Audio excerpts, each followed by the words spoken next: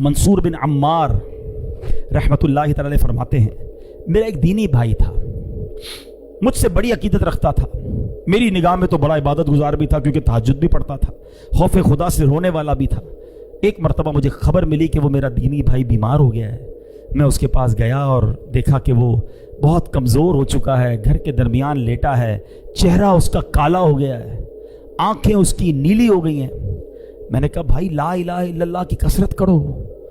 तो उसने अपनी आंखें खोली, बड़ी मुश्किल से मेरी तरफ देखा, फिर बेहोश हो गया। मैंने दोबारा उसे कहा ला इलाहा इल्लल्लाह पढ़ो, आंखें खोली, मुझे देखा, फिर दोबारा आंखें बंद कर ली।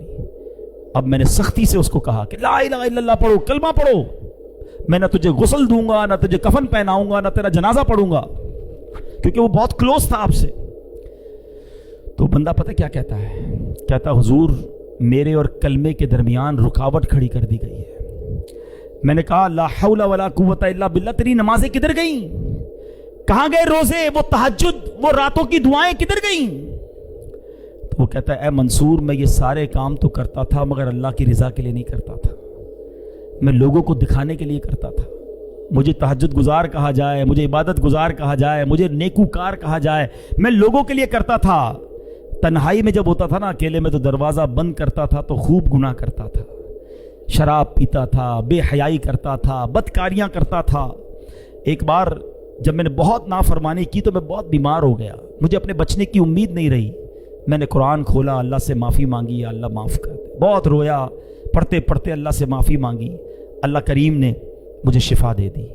मैं फिर गुनाह में पड़ गया, फिर शैतान के पीछे चल पड़ा। थोड़े अरसे बाद फिर बीमार हुआ, डॉक्टरों ने कहा नहीं बचेगा। मैंने फिर कुरान उठाया, रोते रोते फिर अल्लाह से दुआ मांगी, अल्लाह कुरान के सदके बख्श दे।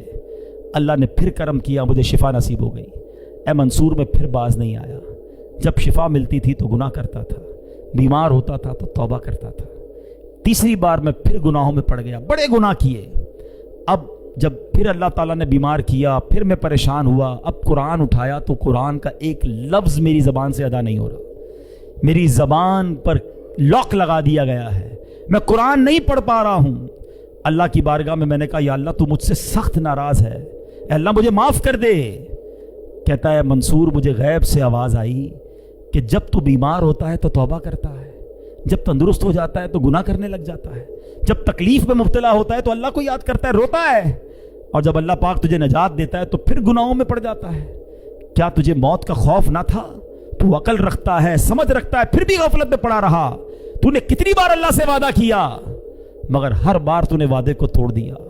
हजरत मंसूर कहते वो बताता जा रहा था, रोता जा रहा था, और जब कहते मैं तो उसके पास से उठकर चल गया कि अब इस बंदे का और क्या हो सकता है। मैं जैसे ही दरवाजे के बाहर निकला, उस बंदे का बगैर कलमा पढ़े इंतकाल हो गया। अब सच बताओ हमारा हाल क्या है? मुश्किल आए। कई लोग मस्जिद में दिखते हैं, हाथ में तस्बीह होती है, सर पर टोपी होती है, को क्या हुआ यार, बस कर्जा बहुत बड़ा हो गया है, नौकरी छूट गई है, घर वाले बीमार हैं, वालिद हॉस्पिटल में हैं, अल्लाह याद आ गया है, मस्जिद याद आ गई है। जिधर वो मसला हल हुआ, जिधर वो प्रॉब्लम खत्म हुई, बंदा ही भाग गया मस्जिद से दूर। क्या इसलिए अल्लाह की इबादत है? अल्लाह तुम्हें इसलिए याद आता है कि जब मुश्किल आए तो रब याद आया, और अल्लाह ने आसानी दी तो उसी की नाराजगी वाले काम मत करो मेरे प्यारे इस्लामी भाइयों। ऐसा खुशी में भी रब के साथ रब की रहमत को पुकारते रहो, इबादत करते रहो। और अगर कोई तकलीफ और कोई आजमाइश आ जाए फिर भी हम अल्लाह का दर छोड़ के किधर जाएंगे? उस करीम के सिवा हमारा कौन है? वो नाराज हो गया तो मारे जाएंगे। आओ मेरे प्यारे इस्लामी भाइयों, सच्ची तौबा कर लो, अल्लाह की बारगाह में सर झुका दो। वो बड़ा करीम है, वो पिछले गुनाहों को मुआफ फरमा देगा अगर बंदा सिद्के दिल से तौबा कर ले और आइंदा गुनाह ना करने का पक्का इरादा कर ले।